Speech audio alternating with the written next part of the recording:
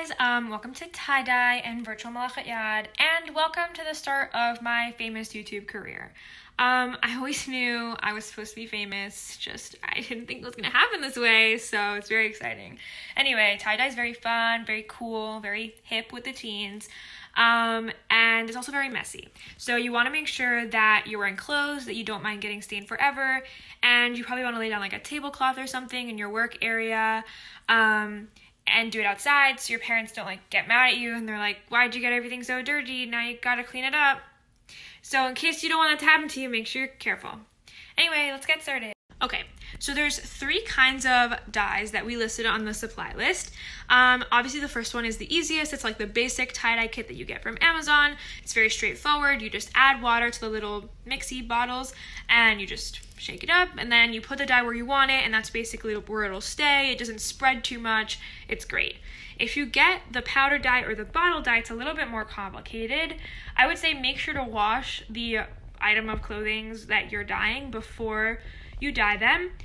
The way I did it with the powder dye was I just added it to a bunch of hot water, and then I put that mixture into a squeezy bottle and tie-dyed with that. And then the bottled one, I took a little bit of the bottle dye and added it to some hot water, and then I put that into a squeezy bottle and dyed with that.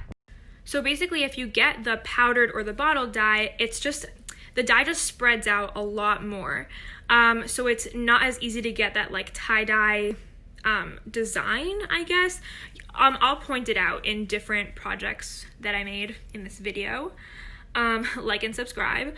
But it's fine. I definitely would recommend the tie-dye kit if you can get it, but if it's not available, you can do it. I only had 4 or 5 mental breakdowns trying to get through this, but I did it, so you don't have to, and it's gonna be perfect. It's gonna be great. You're gonna rock it. Okay, let's go. Anyway, so the first kind of tie-dye is you want to fold the shirt or whatever you're tie-dyeing in half, and then you want to draw any kind of symmetrical shape.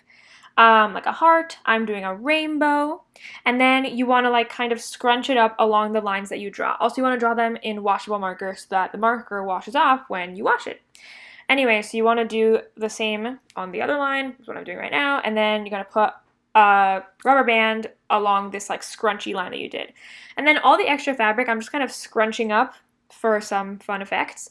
And so basically for the rainbow bit, I did it in yellow, and then for the rest, I just did in pink, and then you want to turn it upside down and do tie-dye on the other side too. So I did this tie-dye with the tie-dye from the kit, and you can kind of see how that tie-dye works. The pink part, there's white parts left, and it doesn't really spread out so much. It does a little bit, but kind of stays where you put it.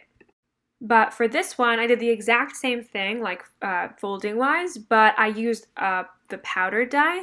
And you can see, especially in the blue part, the color really spread out and there's not so much white part. So what I would say to do is, scrunch it up very tightly, because the more tightly that you do it, the more white that there'll be left over. Also, I'd say, use colors that are more similar to each other and kind of, leave a lot of space for bleeding. Okay, so the next one is you want to take these kind of pieces of the shirt and tie them up into these little, I don't know how to call them, nubs, I guess.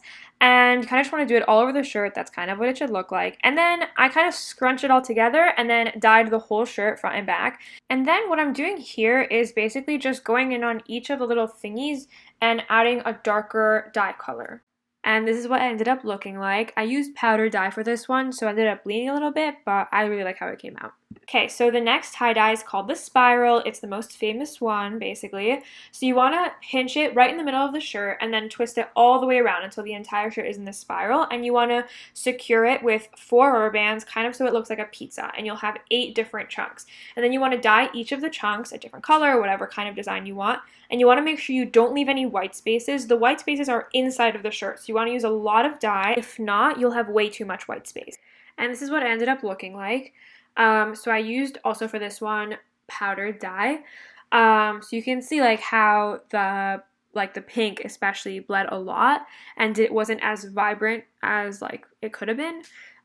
So yeah, there would be a lot more white space left if you did it from the kit, but it still turns out good either way.